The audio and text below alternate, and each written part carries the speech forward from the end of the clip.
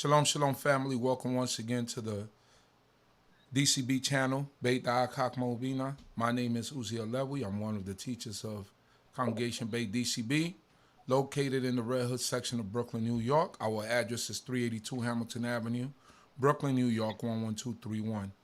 We're here once again, first and foremost, giving glory to the Most High King of the universe, Yehudah, the Lord of hosts, the one who woke us all up this morning, the one who gives us the breath of life, the one who provides for us at all times, the supreme intellect of the universe. Unto him and him alone do we give glory. Today we will be reviewing the Haftorah portion for Chayei Sarah, the life of Sarah, our mother Sarah. So, like we always do, as we do these reviews and these highlights of some of these different portions, we're gonna have one of my teachers and even a person that's influential in my life, gives me great advice, who's been a mentor to me, none other than Nasik Zurishaddai ben Yehudah. Will be going over the portion which is found in the book of 1 Kings chapter 1. So without any further ado, I turn it over to Nasik. How are you, Nasik? Good. Baruch Hashem. First of all, I'd like to give praises to the supreme intelligent universe, God of my forefathers, God of Abraham, God of Isaac, God of Jacob. Due respect to the platform on D.C.B platform channel, which Chief Prince Jerry, our spiritual leader, and to host Chief Uzael, to the princes, chiefs, rabbis, Kohanim, Maureen, brothers and sisters, greet you all in the tongue of my forefathers, Shalom Aleichem. And I'd like to start off with Adonai Septai Di Takofiyagi, Tilateaka, O Lord, open down my lips, and my mouth shall declare thy praise.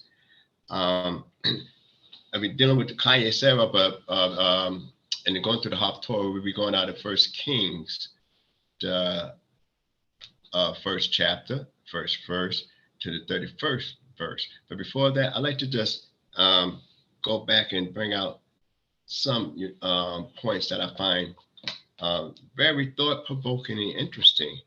And as many teachers have already spoken on before I did, is that and Chayei Sarah, for those that have followed from the 23rd chapter of Genesis to the 25th chapter, 18th verse, it starts off with a unique term. You know, it says in the 23rd chapter, first Genesis, it says, and the life of Sarah was 127 years.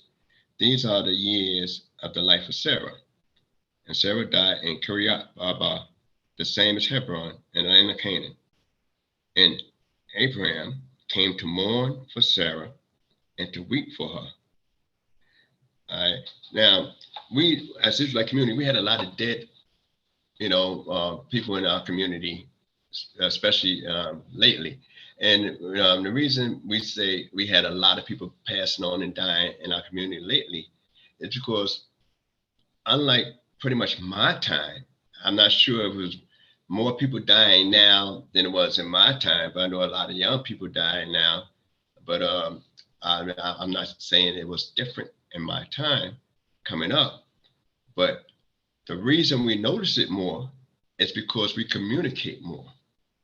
So that's why the congregations are a lot more in touch with one another by various means of communication, YouTube, phones, and stuff of that nature. We're a lot more in touch. So now we're a lot more informed about brother so and so leaving or sister such and such leaving, and making a transition. Where when I came up, we didn't have the cell phones. Everybody didn't have a phone in their house. There wasn't a communication, so you had to depend on death notices in the newspapers, and most black people didn't put a death notice up, or somebody had to be very, very close to your surroundings. But we're talking about the matriarch. Now, what makes it different is that they talk about the life and of Sarah, but yet it goes into talking about her death. So what we learn from that is that the life of an individual is what what impact they made in life, because it gives her age. And just the only, we got the only woman in the scriptures, we got the age of her death. And we also has the location where she died at, which is a marvel thing. And also the first time, not saying that people wasn't being buried prior to that, as we know from the text, that people was being buried prior to that, but she the first one that's mentioned in scriptures to actually have a funeral arrangement and burial. So that's marvel. So what it's saying is that not the life of Sarah is based on her impact and not on the amount of years she lived. The impact and influence she had while on this side living on people's lives, that her death alone doesn't change the impact that she had.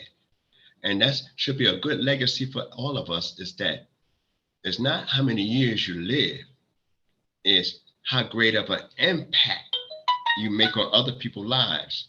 So those are things that we must constantly be aware of and focus on in our life. All right. So now another thing I like to bring out is that it uses a term here, and it comes right behind. We talk about the Akedah, the sacrificing of near sacrifice of Isaac. Also, we talk about the Rivkah being born already, and Abraham got that information. And then we find out about Sarah, and they always had this commentaries, and I always say commentaries because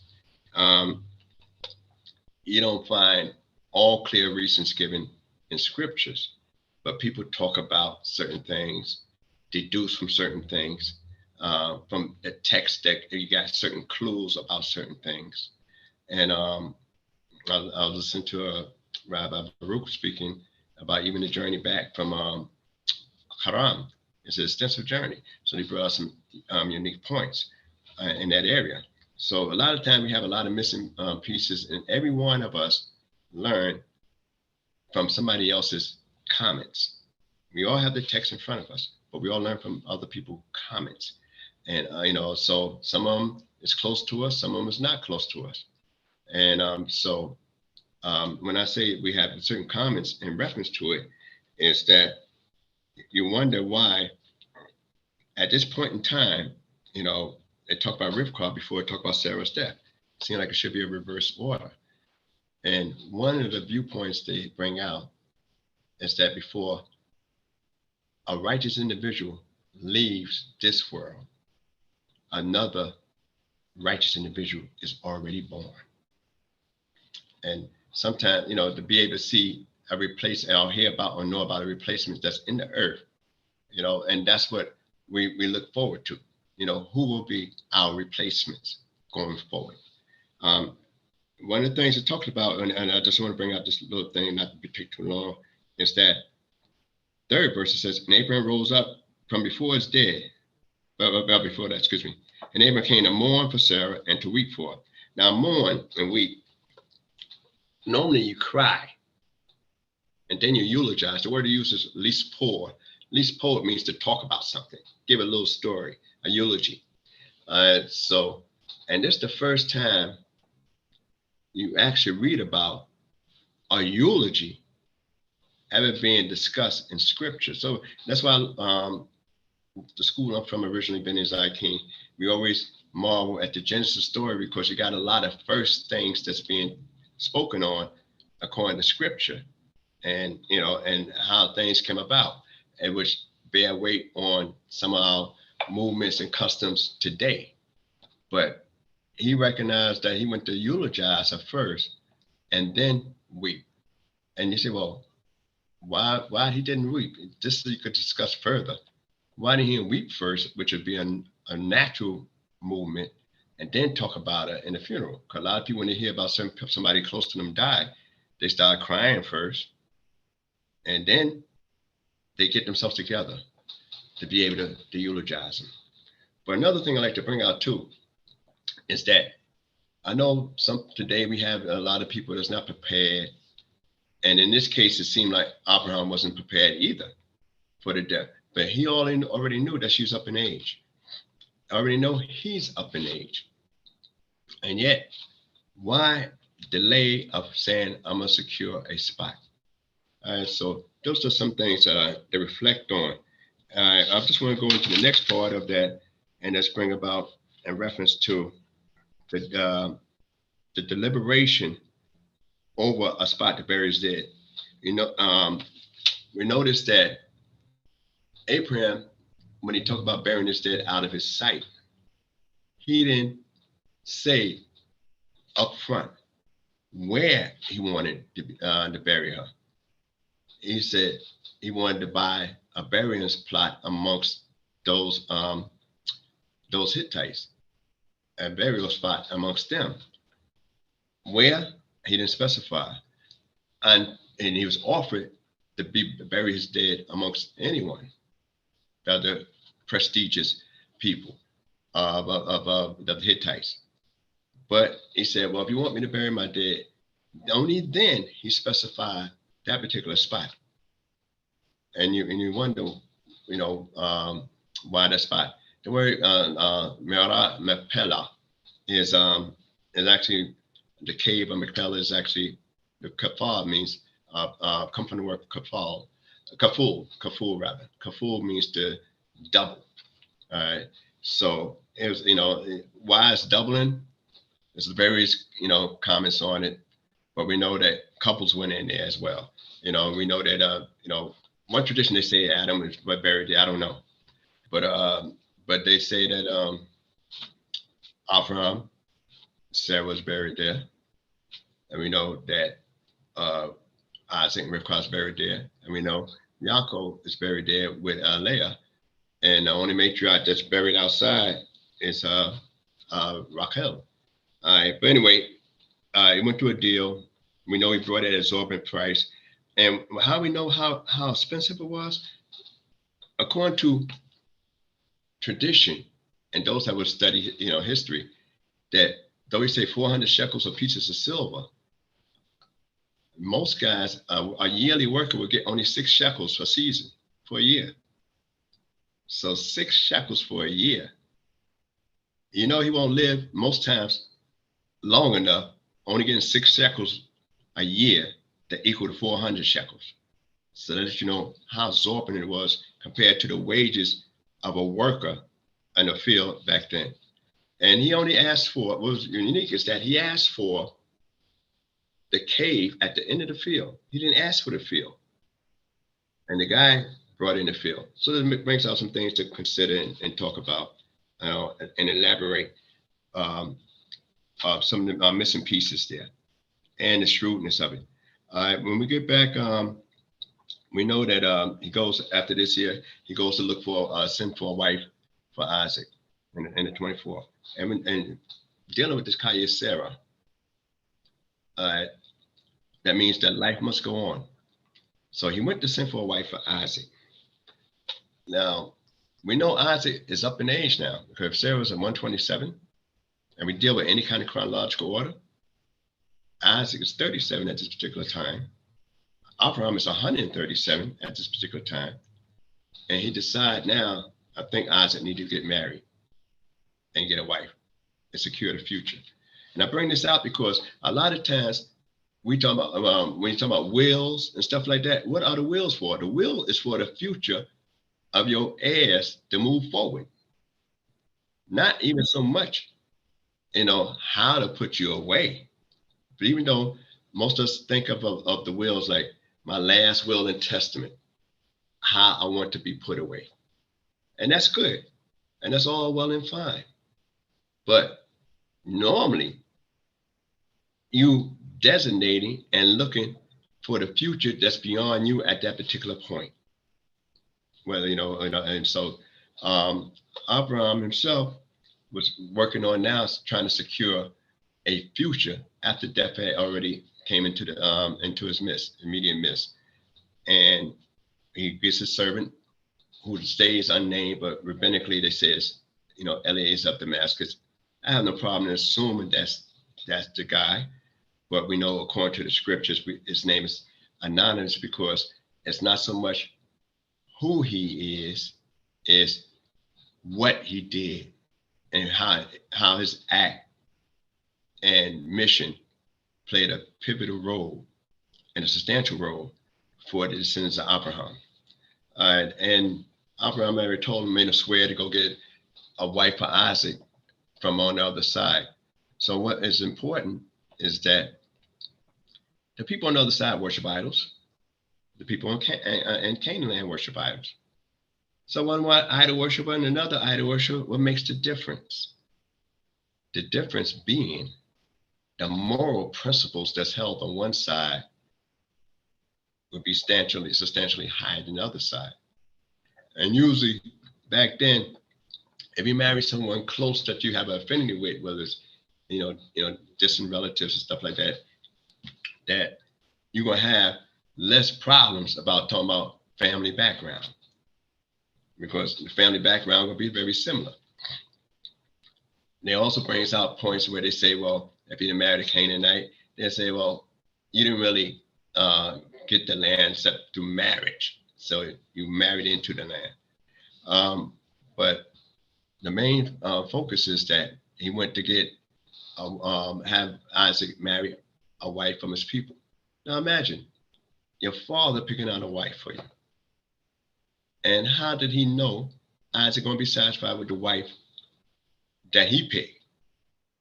Simply because Isaac was obedient enough to have himself laid upon the altar and bind. Just knowing that alone, he know already that Isaac would do what he's told by his father. Whether, no matter what emotion it is, his thing was to submit and honor his father's will. All right, so that's the kind of character of Isaac. So we know that when we read about a long prayer. The first guy that said Baruch Hashem, he meets him in the well. He leads off with 10 people, 10 camels, entourage of wealth and riches. And we know that he runs into Rivka, and they describe her, as unique. But Abraham only requested, and I just like to bring that up, he only requested that you take a wife for my son amongst my people. It's not written here the caliber or quality of that wife. All she had to do was be family, be blood.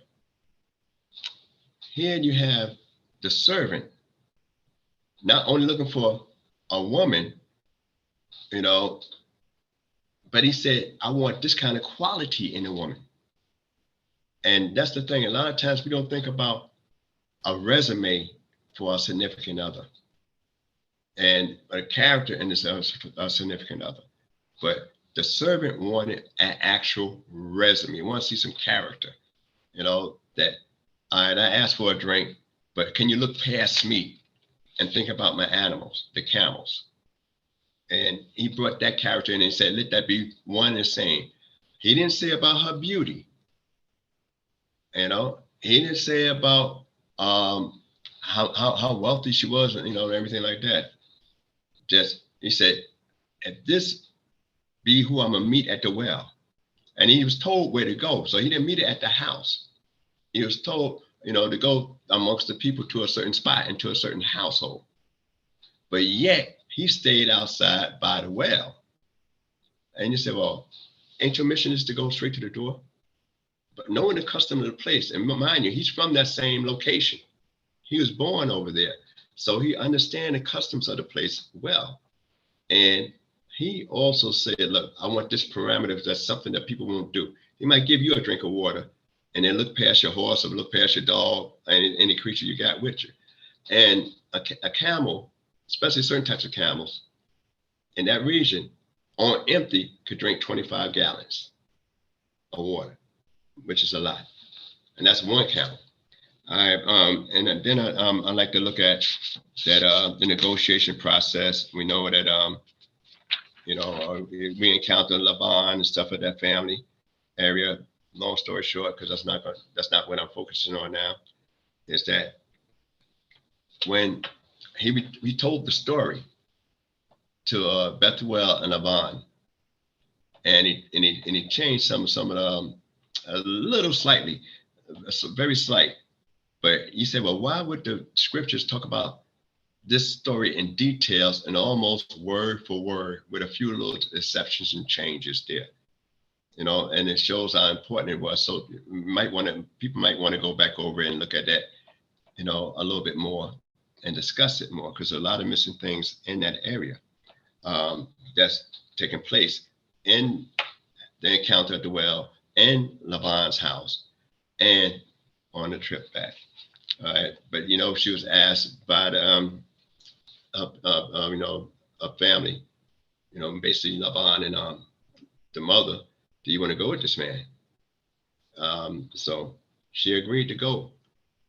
Now imagine you're going to leave and go to a place right away, because he got these trinkets here, he got all this stuff here, and you say, well, how did she have such a good character? When we read about the character of her brother later, how could she have such a unique character that's somewhat different? Then we might want to use the example of the rose amongst the thorns. A rose has thorns around it. And the rose, though it looks so beautiful and it has a fragrance, when the thorns or the thistle prick it, it lets loose its fragrance. So even though she's put in a situation, her fragrance permeates more than the prick of the thorns, or the thistles in that rose. So that's how Mother Rivka was like, and it describes her beauty as well. So she had a lot going for her. And the final thing I'd like to bring out is in reference to after Abraham, and the first guy you read about meditation, the suak, which come back. Isaac himself, was, both books translated as meditating at the evening time. But to use the word lasua, which comes from the word sikha, which means a conversation. And usually when we pray, it's more a monologue than a dialogue. So that's something to consider and talk about, the meditation that Yitzchak had, and what would be the dialogue in this conversation, the suah conversation, between at this time of the evening tide. We know that certain traditional prayers is brought about, which I'm not going to go into in the morning, evening, afternoon prayers. So based on the patriarchs, we know that Abraham got married again. We know he had this woman named Keturah, and he had several children by her. And these children, I need to address that. That's why I want to address it for my last talk. I think a comment was brought out about what happened to the other children. And these, through his other, his concubines. And Abraham only married again after Yitzchak was married, according to the chronological order of the scriptures. And those children, Abraham sent them away, as we know from the Sidra of Chayei Sarah. He sent them away and he gave them gifts. Now, but he gave all he had to Isaac. When we read the BINAH Hamazon, which means the prayer after the grace after meal, when we say the blessing of the meals afterwards, you have this term called Bechol, Mechol, and Hakol. Everything, bless everything, from everything, and all things. So it's related to the each of the patriarchs in the Birkat Hamazon, and it's taken from scriptures here, where Abraham was blessed in everything, and Isaac was sheltered from everything, so to speak. And and Yaakov was blessed, with things. All right. So now, when we look at the gifts, we say, well, what is a gift? They use the word matan. All right. And we know Abraham's character was to teach his children about the Creator and follow the commandments of God as long as he was in his house. So not just his kids, but everybody in his household. So we can't be ecstatic, or surprised that other people have such a high spiritual level, and just that everything that need to go into the next generation, that need to go into the covenant, was dropped off on Isaac. So Isaac got everything Abraham had to offer, including on the spiritual level of knowing his Creator. The other guys was taught about Creator in a basic area and how to approach the Creator in a basic area. And we noticed that even when the servant prayed, he talked about the God of his master. And yet they entertained him all the souls he gotten. So why say the God is master? Why not my God? Because his master had more of an intimate relationship. And he understood what kind of God his masters served, but whether he had a relationship, personal relationship with him, as another thing for discussion. All right. So now we read that Ishmael and Abraham dies in this particular portion. Chayei Sarah. It's almost like when the woman dies, the man dies right away. But usually when the man dies, the woman tends to live on long. As we notice, and even in our community, I said this before when I was teaching this years ago, last time, that you have more widows than you have widowers. And there's some kind of reason where, it seemed to be that most of the times when the wife died first, the man tends to die shortly after. But when the man died first, the wife tended to live in a sense of time after. Something to talk about and then discuss, and it's always comments on everything I bring out, but I just want you to discuss it, and bring out some certain viewpoints on your own. All right, so now I will go into the Haftorah. The Haftorah portion I'll be reading from, like I said earlier, will be 1 Kings. All right, and we're going to be reading about King David in his latter days. Now, what is unique in Ty is that David reaching the end of his life, and you read where Abraham reached the end of his life. But the difference is how they manage their affairs. That's the difference, a significant difference. And yet we have, when we get to the part of YAH, King David affairs in his latter days is matched up with two patriarchs, Abraham and YAH being when we get to the next chapter of Kings, is based on Yaakov. So it's the two patriarchs that they tend to show an alignment with David, opposing parts, with David and the patriarch Abraham, David and the patriarch Yaakov. And we know David was a man of God's own heart, but it's some things that we say, well, why is that? And it's about how you manage your affairs in a nutshell. So we're going to go into First Kings and the first verse. And it says, now King David was old and stricken in years. Oh, yeah? Yeah, I'm here. Okay. All right. Hallelujah. Hallelujah. Just give me 1 second here to unblock the camera. Okay.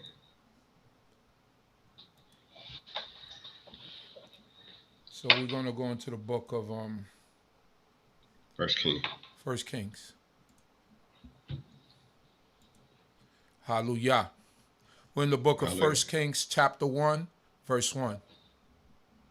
Now King David was old and stricken in years, and they covered him with clothes, but he could get no heat.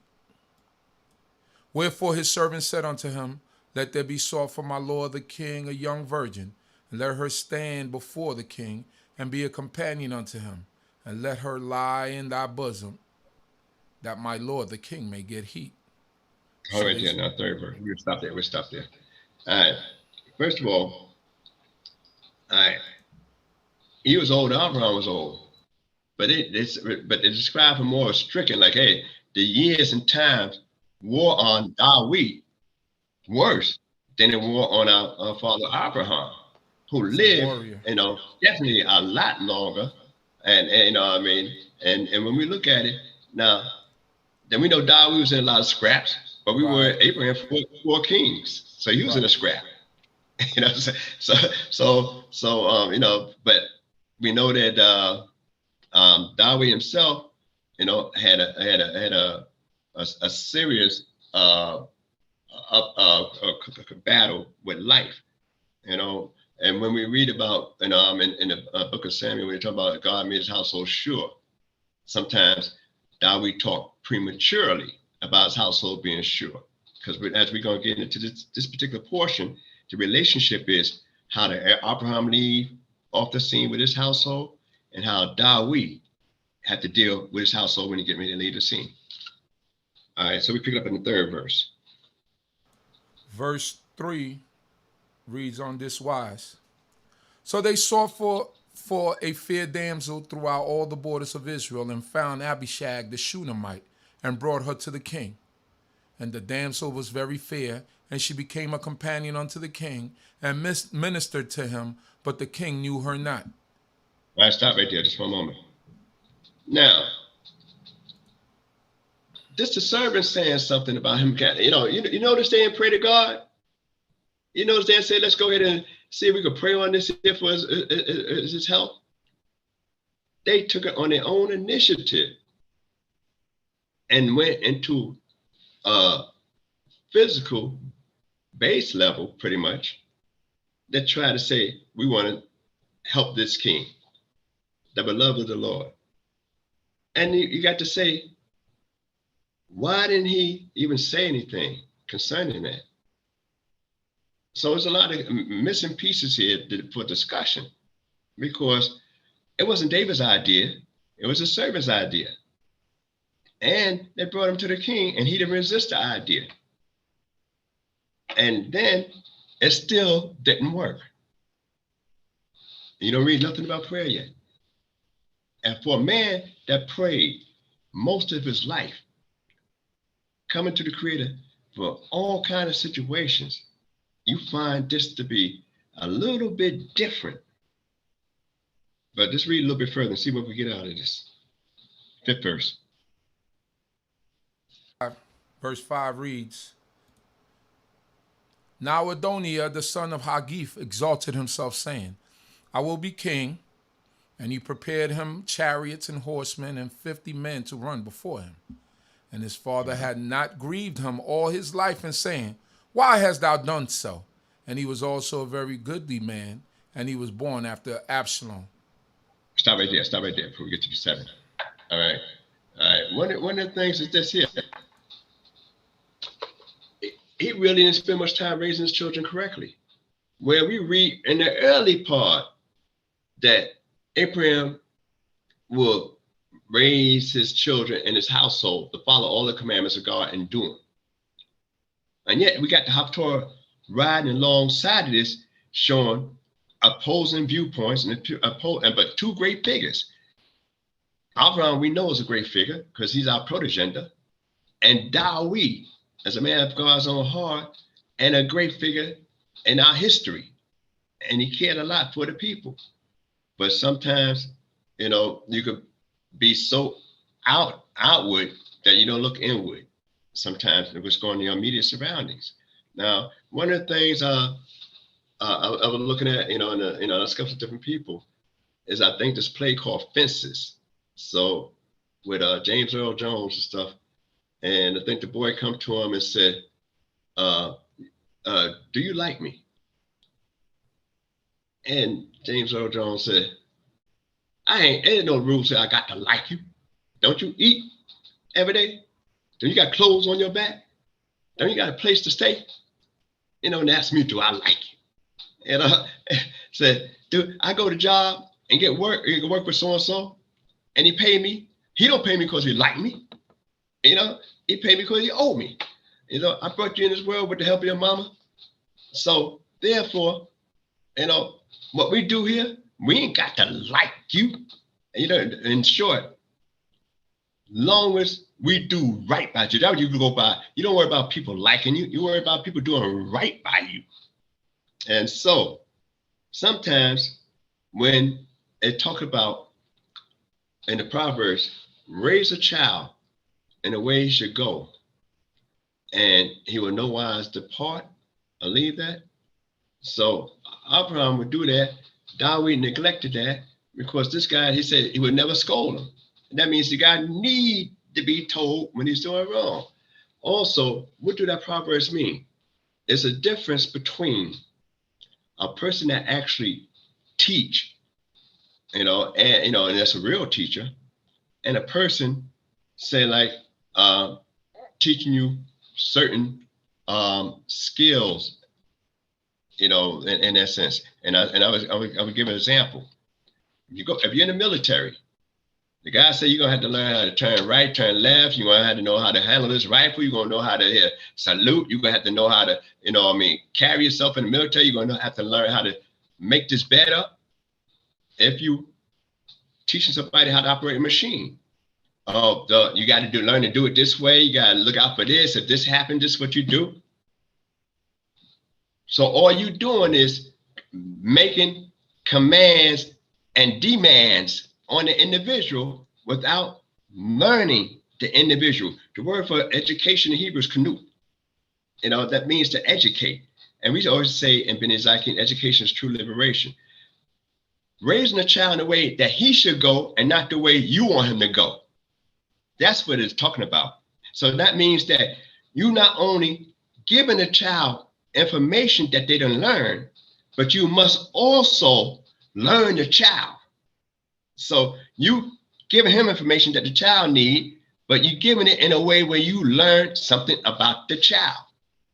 That is a true teacher. And that's what the Proverbs mean. And teaching a child in the way he should go and not in the way I want him to go. A lot of times we say which way we want an individual to go, and we don't never learn the child. Every child be different. So that we must learn who we're teaching. So and that's also a segue for people that have particular classes. I know when brothers be teaching on a BINAH, / pulpit for different people that might not know the term for BINAH, is that we share information and we try to bring out information. And from that platform, sometimes we don't get a chance to really learn the individuals we share information with. But if you have a small class and you're teaching something to individuals, then you got to learn how each individual actually function, their character. So you giving them what you have to offer them, but you learning them at the same time. So you gaining information so that you could your input could be better received. So David, in this case, was not like Abraham in Abraham's case. So now you got a opposing opposite, but it's talking about family. All right. Now we're gonna pick it up from the 7th verse. Verse 7 reads, "And he conferred with Joab the son of Zeruiah, and with Abiathar the priest, and they following Adoniah helped them. But Zadok the priest and Benaiah the son of Yehudah, and Natan the prophet, and Shimei and Rei and the mighty men that belonged to David were not with Adoniah. And Adoniah slew sheep and oxen and fatlings by the stone of Zoheleth, which is beside En-Rogel. And he called all his brethren, the king's sons, and all the men of Yehudah, the king's servants. But Natan the prophet and Benaiah and the mighty men and Solomon his brother, he called not." Then Before you go to the 11th verse. All right. Now, what's going on here? You got doubles in here. We talk about the cave of Machpelah being in double. All right. You got David and Abishai. You got Nathan and Bathsheba. All right. You got Bathsheba and David. You're gonna have a lot of doubles going on with a lot of stuff where their roles is contingent upon each other in this area. All right. So now, you had this one of the sons claimed himself to be, claimed to be king, and he got a lot of heavy hitters with him, a lot of powerful guys. A priest, that was a high priest. That was fired as a high priest. He got the former general of the army, and not only got the former general of the army, he got all his other brothers that look up to him. So I mean, all the other family members. Then he got the men of Judah, and he also has the people pushing him. Now we're gonna go just a little bit further from the 11th verse. Verse 11, it reads, Then Nathan spoke unto Bathsheba, the mother of Solomon, saying, Hast thou not heard that Adoniah the son of Haggith doth reign, and David our Lord knoweth it not? Now therefore come, Now therefore come, let me, I pray thee, give thee counsel, that thou mayest save thine own life and the life of thy son Solomon. Mm-hmm. Go and get thee. Okay, keep going. Go and get thee in unto King David, and say unto him, Didst not thou, my lord, O king, swear unto thy handmaid, saying, Assuredly Solomon thy son shall reign after me, and he shall sit upon my throne? Why then doth Adoniah reign? Stop at the 14th verse. Stop there. All right. One of the things is that David is not making any decisions for himself now, while Abraham was making decisions. And you say, well, this is strange. These are two great men. You got David, who's a great man. You got Abraham, who's a great man. You got Abraham straightening and setting up his household the way it needed to be beyond his mortal span. David is not even dealing with his household right there. Don't know what's going on in his household. Everybody else is a bunch of intrigues and decisions made, but outside of him.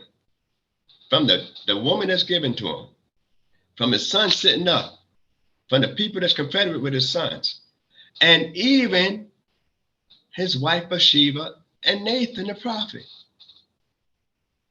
So when we read this, all we think about is just this guy Adoniah that's jumping off and trying to claim to be king. But we don't read about all this other intrigue that's going on that's outside of David's peripheral vision. And we don't read where it even happened before, we don't even read anything where it went down into that level where he swore to Bathsheba. And you'd say, well, how did Nathan know about that? He swore to Bathsheba, which also the word daughter of an oath. We don't know what's going on. I know there's a lot of commentaries on it, but I'm not going to focus on the commentaries there. I want to focus on this area here about the intrigues and all the stuff that's going on, where the king supposed to be abreast of everything. He have knowledge of nothing at this time going on.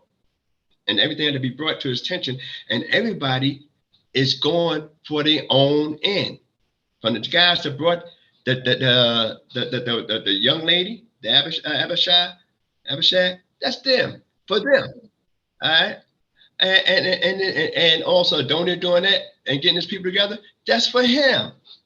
And Nathan, who's a prophet of God, doing it for him and Bathsheba, and supposed to be for Solomon, but he's doing it for himself.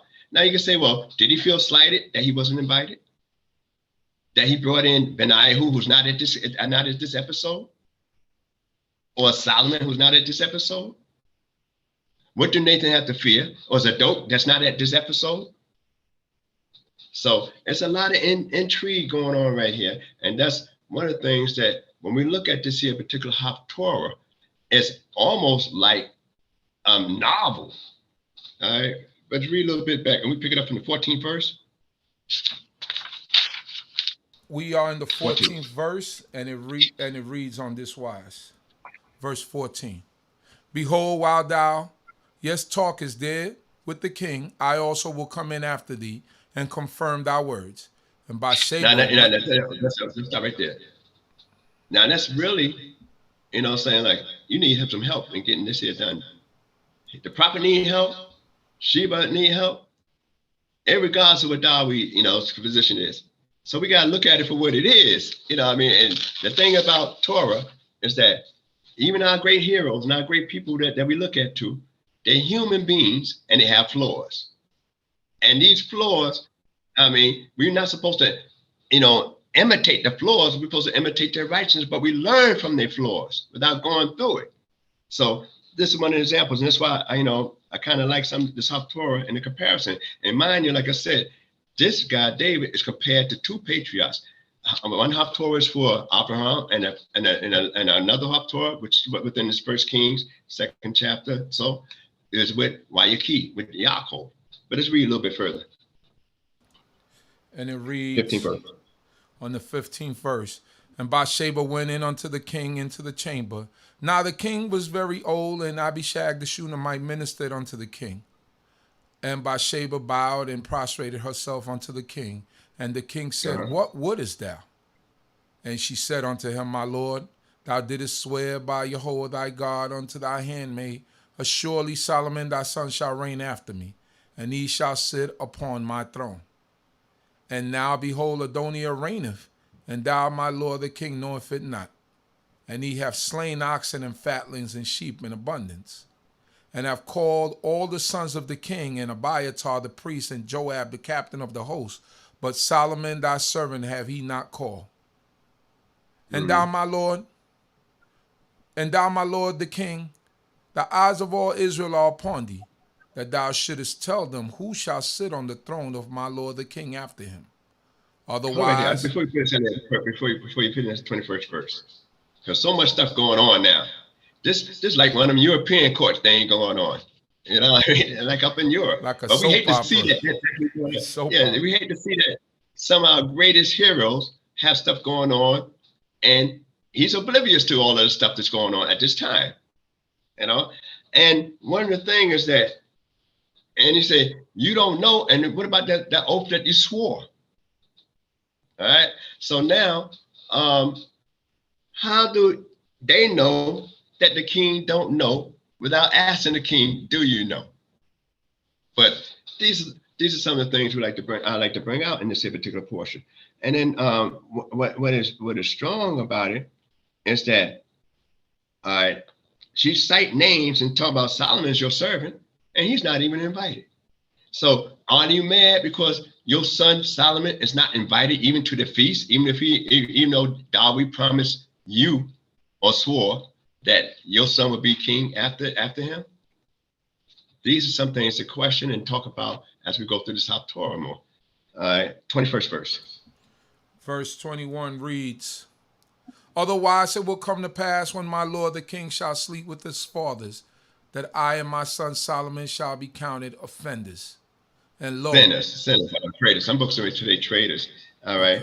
So now your reason for telling him that is that I fear for me and my son. So is it really, truly about the king? These are things we got to pick up. All right. Now we pick it up from the 22nd verse. Verse 22 reads, And lo, while she yet talked with the king, Nathan the prophet came in. And they told the king, saying, Behold, Nathan the prophet. And when he was come in before the king, he bowed down before the king with his face to the ground. And Nathan said, My lord, O king, has Slika. And Nathan said, My lord, O king, as thou sayest, Adoniah shall reign after me, and he shall sit upon my throne. For he right there. That's a question. But before we get to that, we get to the 25th verse. That's the question he asked. But there was a rules. This is what he planned. This the prophet planning this. That you set the stage, and on your exit, because we're going to find out that Bathsheba had exit out after Nathan come in from this particular Haftorah. On your exit, I'm coming in and confirm what you had said. But the prophet had already said, didn't the king say so-and-so? And this is what you should say. So the prophet already told her what she should address the king with. So you wonder. And that's why as Israelites and brothers that's in leadership, a long time we got to hear the whole story and really, really investigate stuff. and be aware of what's going on, at least in our midst. Outside your area is one thing, but inside your midst, you got to actually know what's going on within your midst, simply because even the good guys with somewhat good intentions has a self-interest in it. And that's what we find here. But goes on, 25th verse. Verse 25 reads, For he is gone down this day, and has slain oxen and fatlings and sheep in abundance, and have called all the king's sons and the captains of the host, and Abiathar the priest, and behold, they eat and drink before him, and say, Long live King Adoniah. But me, even me, thy servant, and Zadok the priest, and Benaiah the son of Yehudah, and thy servant Solomon have he not called. And ain't that something? Do you feel that because you wasn't invited? You didn't get the invitation? Or what? You know, we are your servants, and the rest of them is not. And you king of all Israel, but the rest of them is not. So we got to look at this thing really, objectively, so to speak. But going from the 27th verse. Verse 27 reads, is this thing done by my lord the king, and thou hast not declared unto thy servant who shall sit on the throne of my lord the king after him? Then I am saying, in other words, you kept me out the loop. You kept me out the loop. I need to know what's going on. You already know what's going on, but I want to know, did you have some side conversation? God should be privy to this. But yet this is a prophet. This is a prophet of God. And you got information that the prophet of God ain't got. It's almost like we're going to say, well, okay, Elisha was a prophet, but he didn't know that the Shunammite had some problems like that with the child dead and everything like that. But I mean, let you know that this is what I love about our history and our book concerning our patriots, because you could see them real people and you say, wow, God could work with anybody, anybody. But just read a little bit further. It reads, verse 28, Then King David answered and said, Call me Bathsheba. And she came in the king's presence and stood before the king. And the king saw and said, As Jehovah liveth, who have redeemed my soul out of all adversity, verily as I swore unto thee by Jehovah, the God of Yisrael, saying, Assuredly Solomon thy son shall reign after me, and he shall sit upon my throne in my stead. Verily so will I do this day. Then before we go to the last verse. Before we go to the last verse.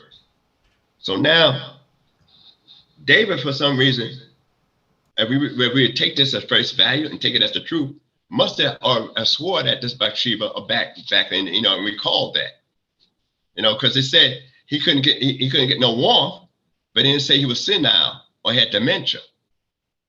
So, since it said he couldn't get no warmth and didn't say he was senile or had dementia, we could only say he must have had some kind of agreement with Bathsheba in order to swear and uphold his swear, his oath. All right, the last verse.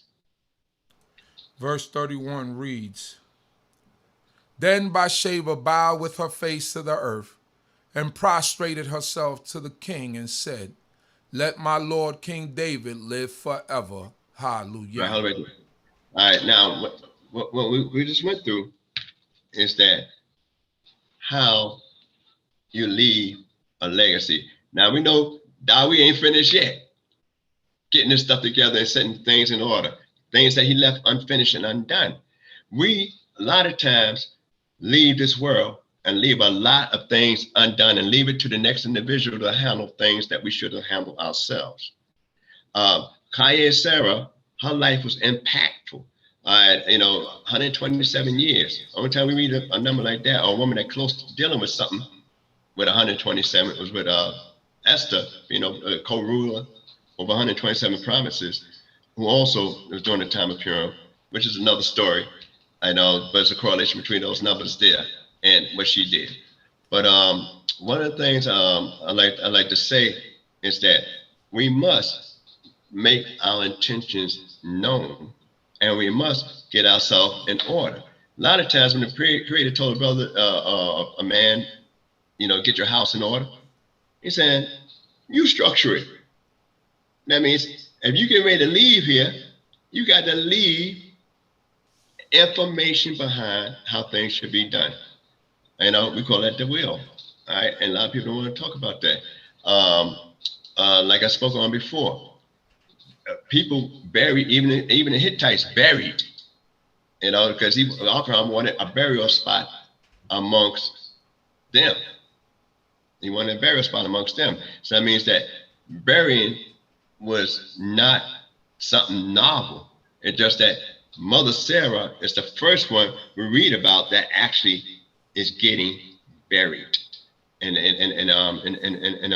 Tanakh.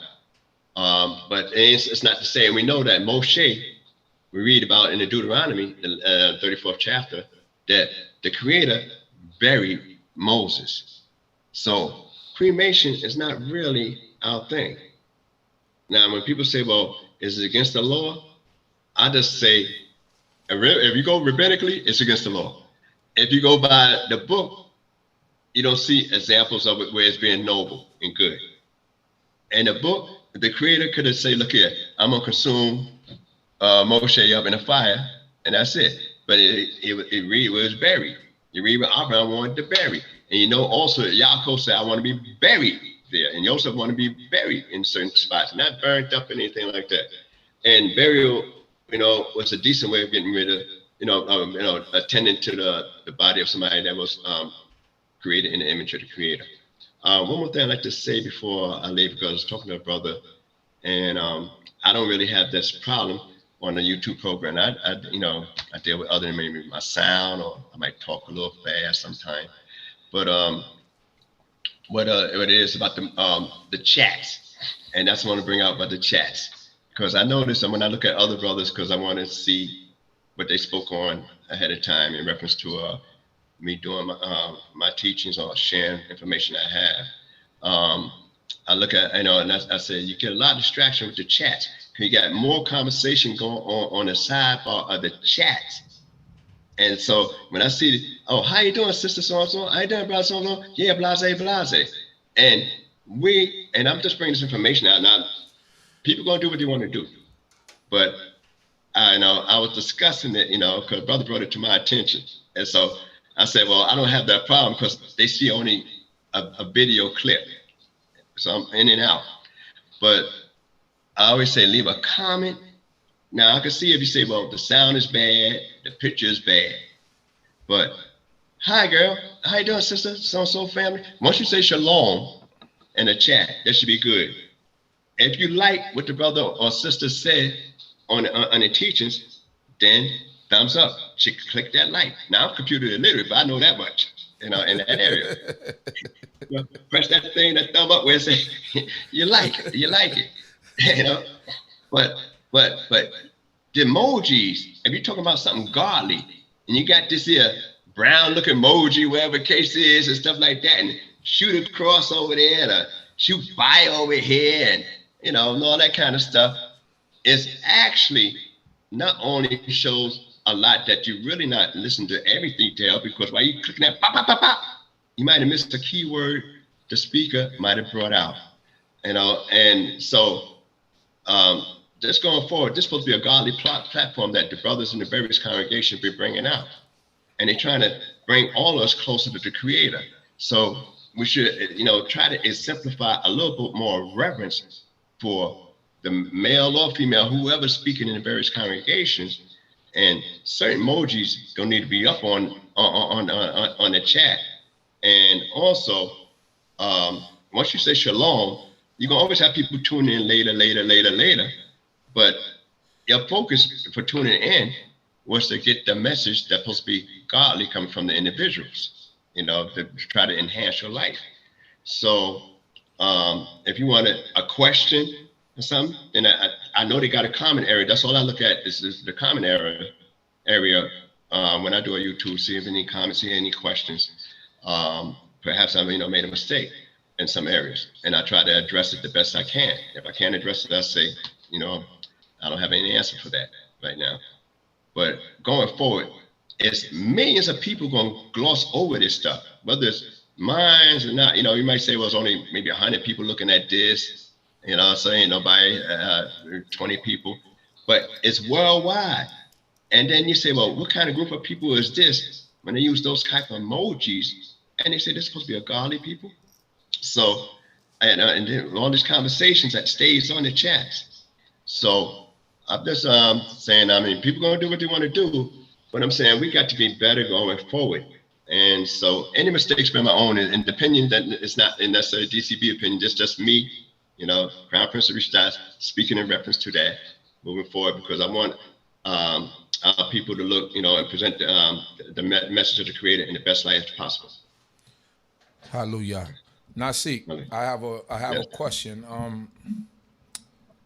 In speaking about Chayei Sarah and the life of our great mother Sarah, knowing that she was a great mother because the Most High God said, look unto her for an example as a woman for woman, right? And for the man to look unto our father Abraham. In her passing, we see the reverence and the attention and the magnitude of her, how she was put away, the lengths that our father Abraham went through to put her away in a proper way. And sometimes when great people pass away in this world, even in these times, sometimes it's not acknowledged, they're not recognized. Sometimes people don't think about them. It seems like almost like old age is like you're forgotten about. But in reference to, we have one of our for certain one of your teachers, Nasi Barak, who passed away earlier last week or through the middle of the week. Can you give us some perspective on him, what he meant to you? I know he was Chief Barak, and later he was given the title Nasi Barak, but at Ben Azakin, he was Chief Barak. Can you give us, just tell us something about him, what you remember, what type of person he was, as we remember him? He was one of my most immediate teachers, even though Principal Raul was also my teacher for, you know, quite a few others that's not around now. But he was one of my most closest teachers under me, down under. And I know that when I first come around, I asked him, how you say Little Rock in Hebrew? I mean, African talk. It was African talk, I said. You know, so he said, I don't know anything about African talk.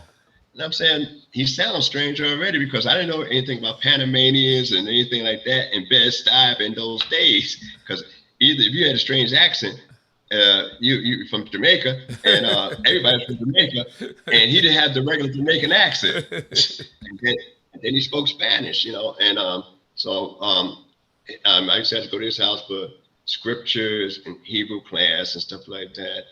And that was one of my most immediate teachers for everything coming up at one time till he moved out and went uptown.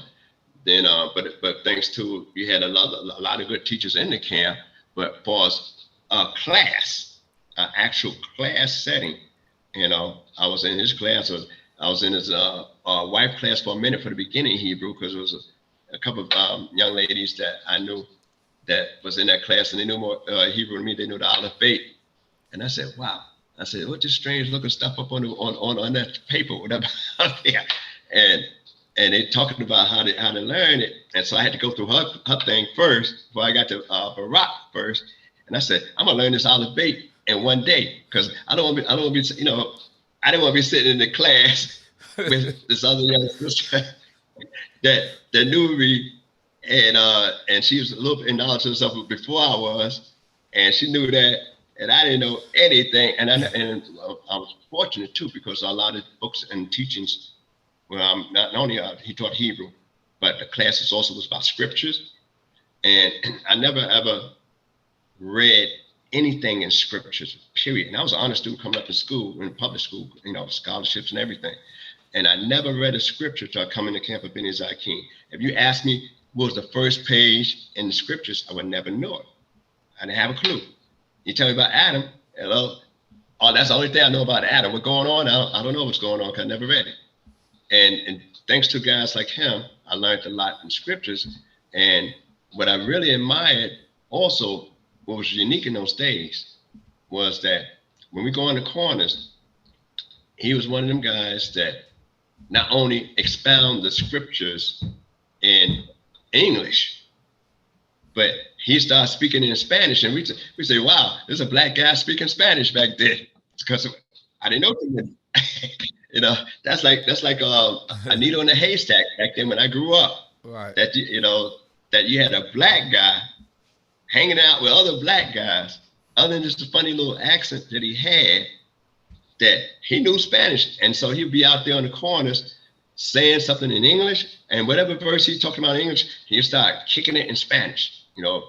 And plus he was a craftsman, because matter of fact, this very earring ring I got is from him, and it's older than all my kids.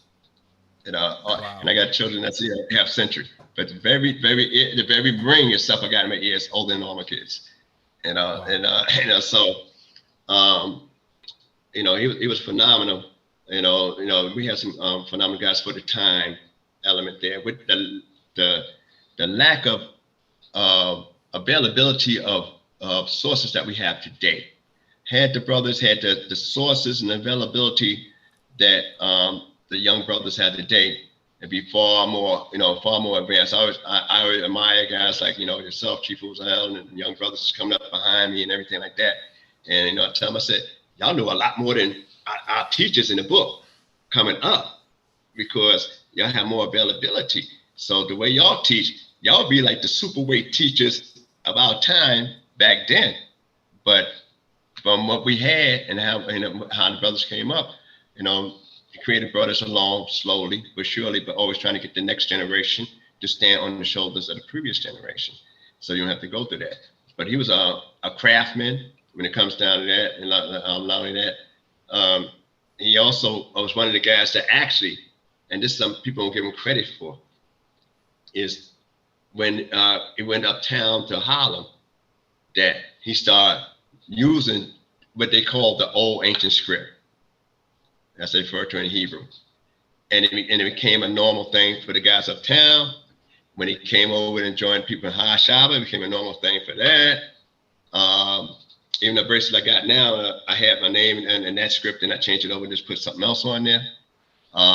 But he was the most influential on that, and then spreading the turbans, because we had a thing in Beni Zakin that you didn't wrap a turban on anybody like we have, unless they had the same doctrine we had. And they had to come through the ranks, and they had to learn Genesis and take the test. So, in Genesis. So we had a strong curriculum in that. So he did it over there to people he thought was worthy. And when he went to High Shabbat, he did it to people they thought was worthy. But sometimes the worthy people you thought, that was worthy, they got slack and gave it to other people that wasn't so worthy. And so now a guy might look like you, but they don't have the same doctrine you got, or be so diverse. And I mean, that was one of the things, the reasons why we used to keep it exclusive in his King. And I remember my first kobar, we would call it kobar, because all we could wear when I first came in was a scully.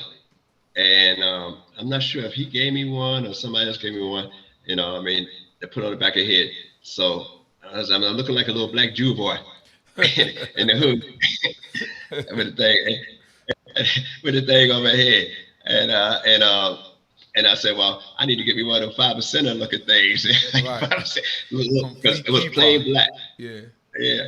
And then I had to wear the kobar. I was glad when they said I qualified for a turban. So, but he was a phenomenal teacher. Was he the one who taught you how to wrap the turban, or was it Nasi Yaakov? No, that wasn't neither one of those, actually. Okay. Neither one. As a brother who's also been around, he passed on now too. He used to he left Beni Zakin, went to High Shabbat, and then Fahar, which was the elder Menashe. Okay. Who brothers was a lot of teachers in there. His brother, his cousins.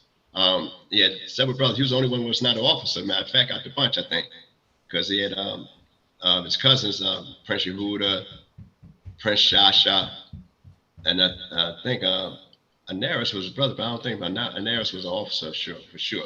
But his cousin definitely was officers, and, and one of them used to teach Cohen Levy Hebrew in the early years, and he's only a few years older than me.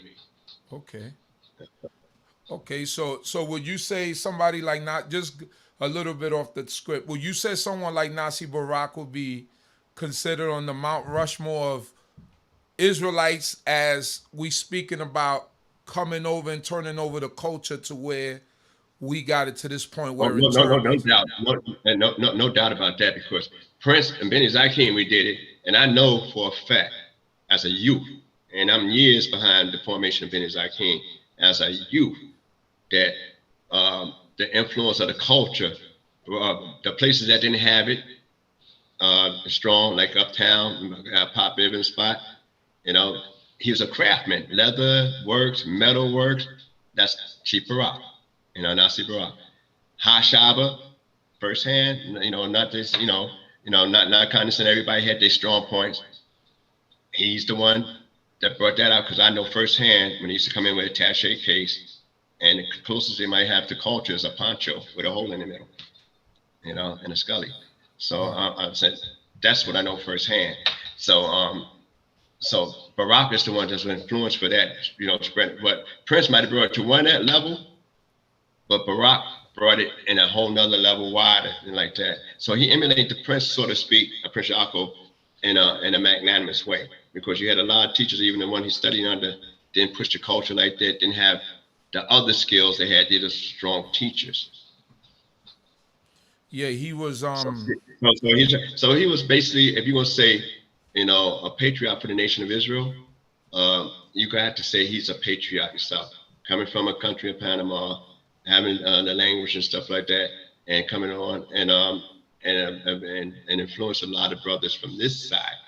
Though he coming from over there, he taught and influenced a lot of brothers on this side when things started over here on this side. So as far as a teacher, he's definitely a legend. Hallelujah. That sounds great. We got to give people their due. All praises to the Most High first and foremost. But I think like the new generation doesn't really know about him. And I had the pleasure to meet him in 2010 and sat down with him, did an interview, and I felt like almost that was like solidifying, the history that he knew as how he took the wrapping of the turban to the Tanakh school, the brothers in Harlem, and how he influenced so many people, even in his travels and in all the things that he did. He also gave me his album and told me, do with it whatever you feel fit to do with it. So I got all his music and all his song, and definitely a man. And the few times that I sat down and I spoke to him, he was influential to me. I seen the way that he moved and the spirit that the Most High God put on him. So definitely a man to be remembered and not to be forgotten. And he also was influential on the west side of Chicago, with the congregation of brothers there, the west side of Chicago, as well as when we went to the islands before. But before we stayed in the islands, it was on the west side of Chicago where, he helped a lot of brothers out on that side, which is a good little distance, like Brooklyn and Bronx, for us distance-wise and culture. Hallelujah. So there you have it. Toda Abba Nasik for that little for the lesson on the Haftorah of Chayei, and for also little history on Nasi Barak. May the Most High God bless his memory. May the Most High God make his memory be for a blessing. Hallelujah. Amen. Blessed be. Shalom, shalom. Shalom.